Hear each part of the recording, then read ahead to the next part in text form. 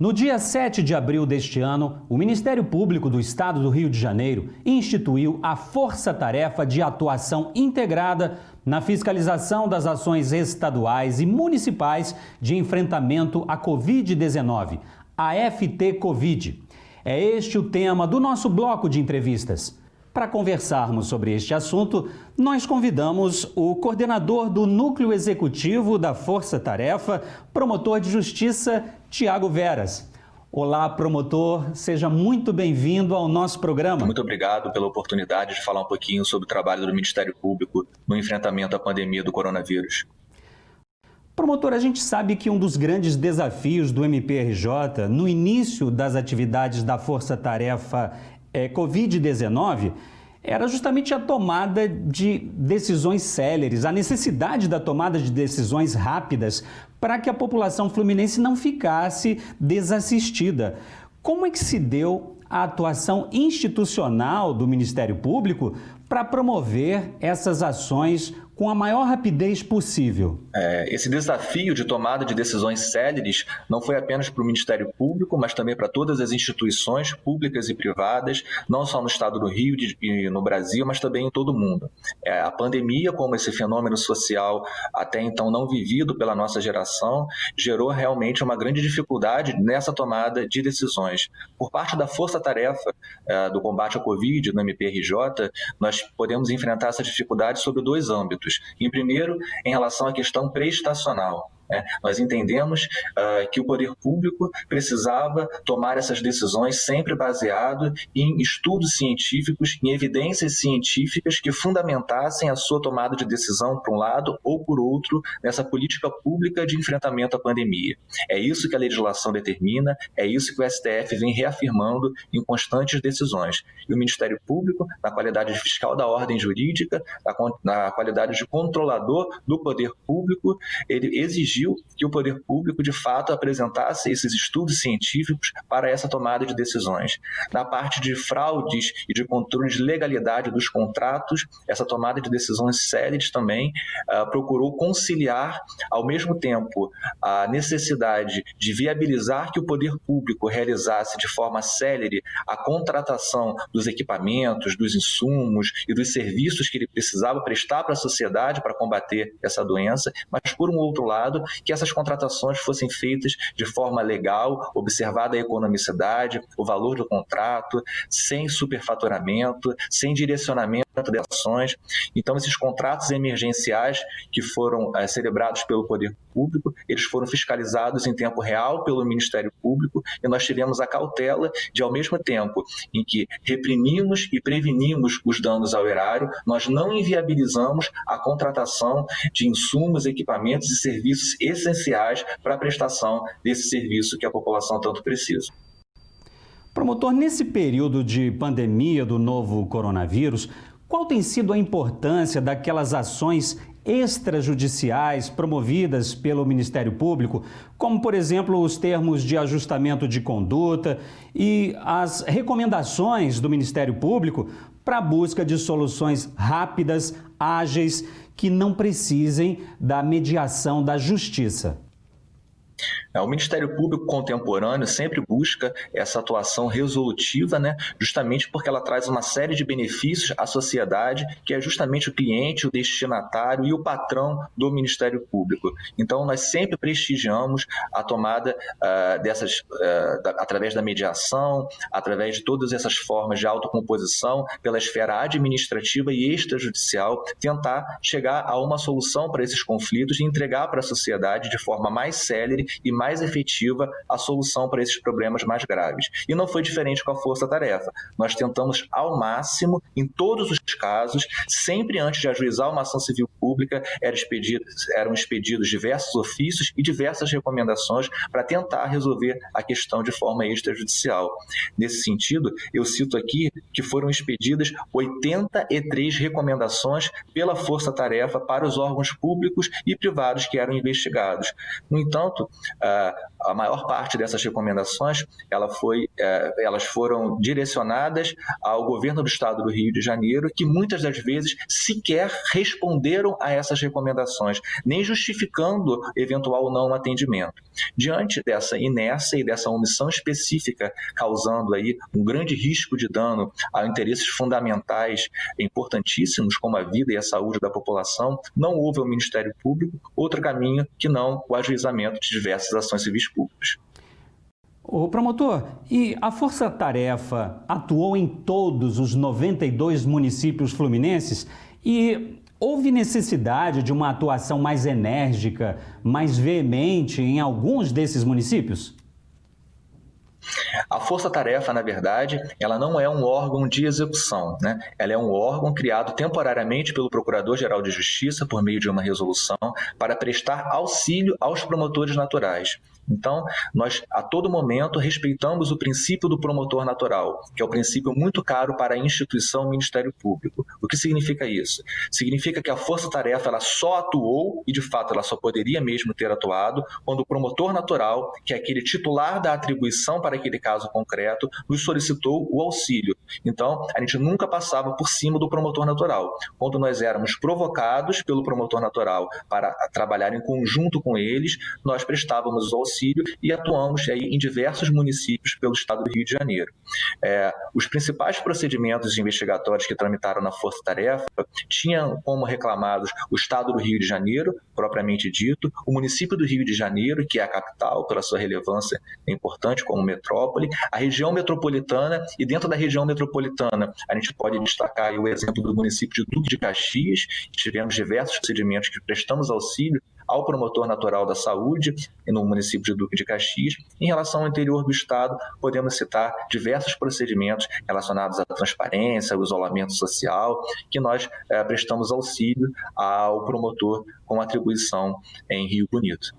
E o senhor pode citar, promotor, algum caso que considera emblemático na atuação da Força Tarefa no que diz respeito ao controle prestacional de políticas públicas? Então, esse caso do isolamento social, nós atuamos não só no estado do Rio de Janeiro, no município do Rio de Janeiro, mas em diversos outros municípios. Eu posso citar como exemplo o estado do Rio de Janeiro. O Ministério Público, junto com a Defensoria Pública, que foi uma parceira da Força Tarefa, expediu recomendação ao governo do estado do Rio de Janeiro para que apresentasse os estudos científicos e técnicos que embasassem a sua decisão de flexibilização ou não do isolamento social. Isso levando em consideração as peculiaridades sociais, econômicas, culturais e específicas do estado do Rio de Janeiro e, sobretudo, levando em consideração os índices de saúde pública, né? A curva, como ela estava subindo, a curva de contaminação, a quantidade de mortes, a quantidade de leitos, a quantidade de respiradores, ou seja, o Ministério Público, portanto, expediu essa recomendação, né, com base lá no artigo 3º da Lei 13.979, que fala que o gestor público ele é obrigado a, todas as vezes que ele for instituir alguma medida de isolamento social, a fundamentá-la com esses estudos técnicos e científicos. Nós não obtivemos resposta por parte do governo do estado do Rio de Janeiro a essa última recomendação. Portanto, outro caminho não houve, senão o ajuizamento de uma ação civil pública conjunta em litisconsórcio, né, o Ministério Público e a Defensoria Pública do Estado do Rio de Janeiro, em face do Estado do Rio de Janeiro. Não que nós fôssemos contra o isolamento social. Essa questão ela envolve muito da discricionariedade administrativa, da separação dos poderes. O gestor público ele tem uma margem de discricionariedade técnica na tomada dessas decisões e nós sempre respeitamos essa separação dos poderes.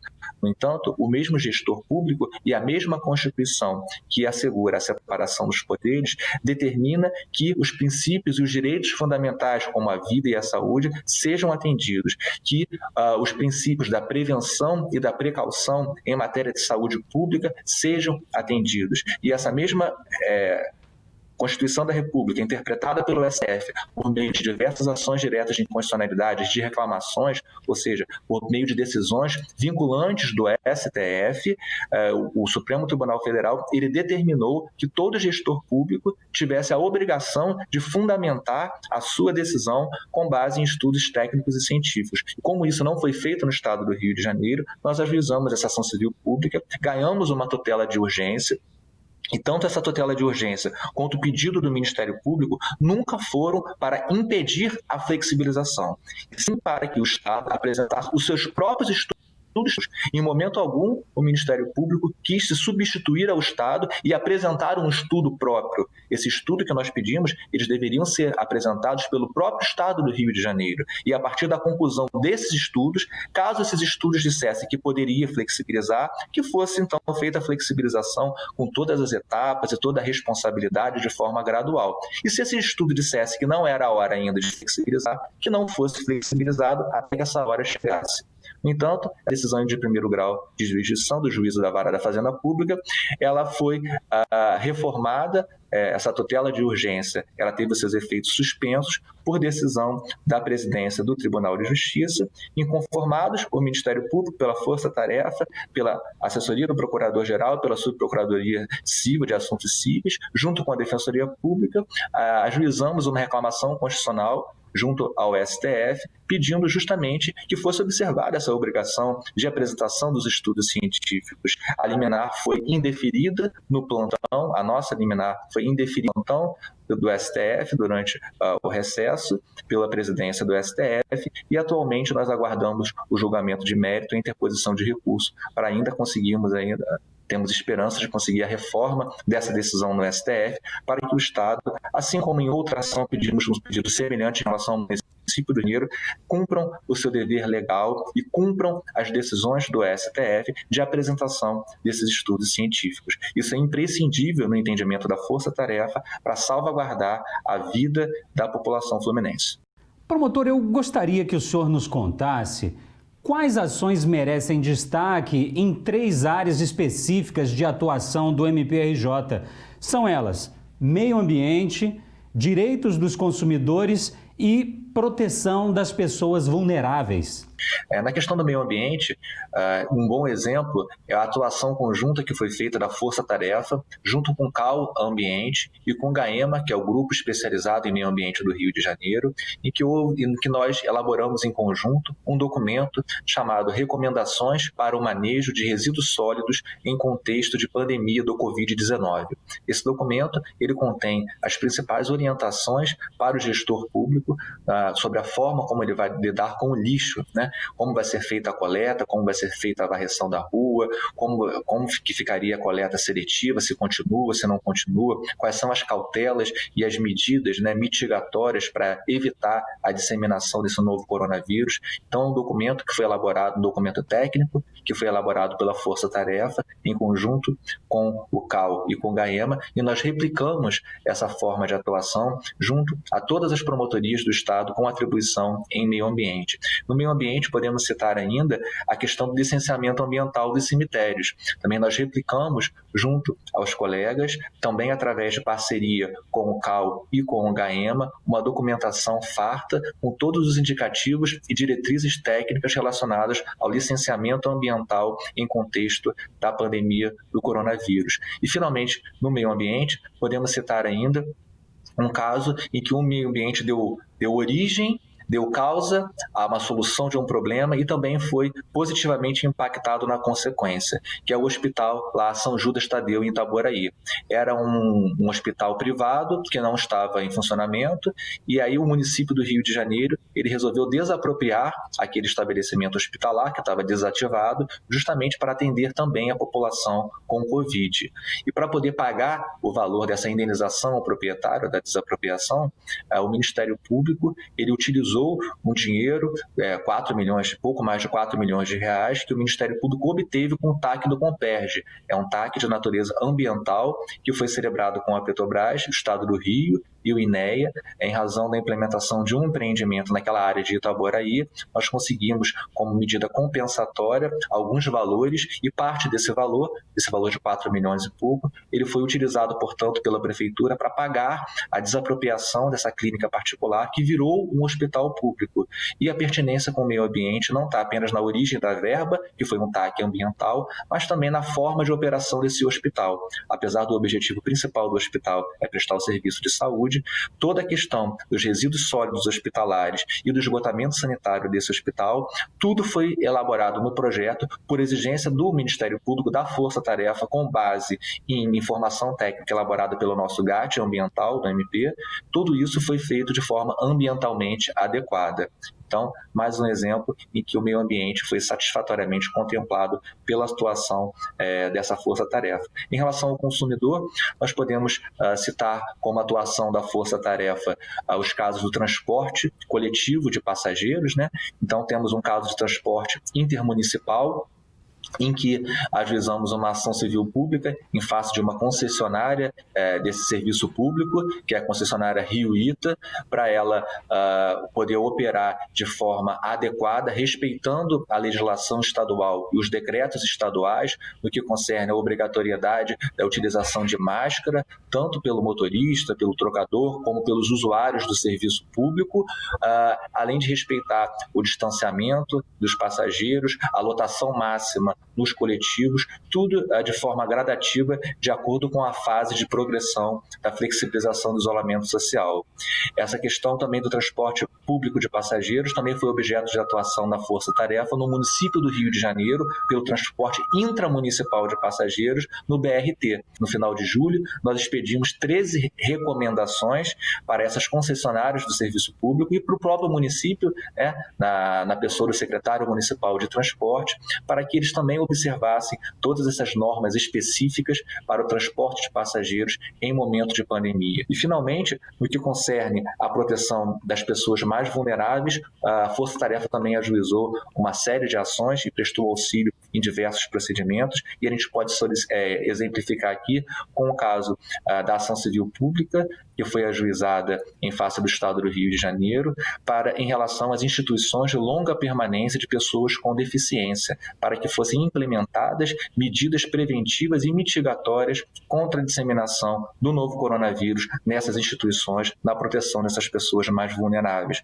Podemos citar um outro exemplo, em que o Ministério Público do Rio de Janeiro, por meio da Força Tarefa, ajuizou ação em face do Estado do Rio de Janeiro para que implementasse diversas medidas na área de assistência social. E, portanto, o Ministério Público procurou, através dessas ações civis públicas de assistência social, fornecer elementos até para que a população tivesse subsistência, ter o que comer para poder respeitar o isolamento social, essas pessoas mais vulneráveis, e ficar dentro de casa respeitando o isolamento social. E, por último, na parte das pessoas mais vulneráveis, podemos citar também a ação civil pública ajuizada em face do município do Rio de Janeiro, exigindo que o município apresentasse, elaborasse e desse transparência para a população de um plano de gestão de óbitos. Isso está diretamente relacionado aos direitos humanos, à dignidade da pessoa humana. Nós sabemos que, principalmente as pessoas mais vulneráveis, muitas vezes elas não têm acesso às informações. Então, quando o ente querido acaba falecendo por conta do Covid, essas pessoas encontram uma série de dificuldades, seja na hora da emissão da certidão de óbito, seja pela forma como vai ser feito o acondicionamento desse corpo do cadáver, o transporte desse cadáver até o cemitério, seja aonde que esse corpo vai ser enterrado, se o cemitério está ou não licenciado. Então, toda essa questão do ciclo do óbito, todo esse plano de gestão do óbito, nós identificamos que eles não estavam devidamente mapeados e, diante dessa omissão específica do município do Rio de Janeiro, nós ajuizamos, portanto, uma ação exigindo não só que ele elaborasse, mas principalmente que ele desse publicidade e transparência para esse plano de gestão do óbito.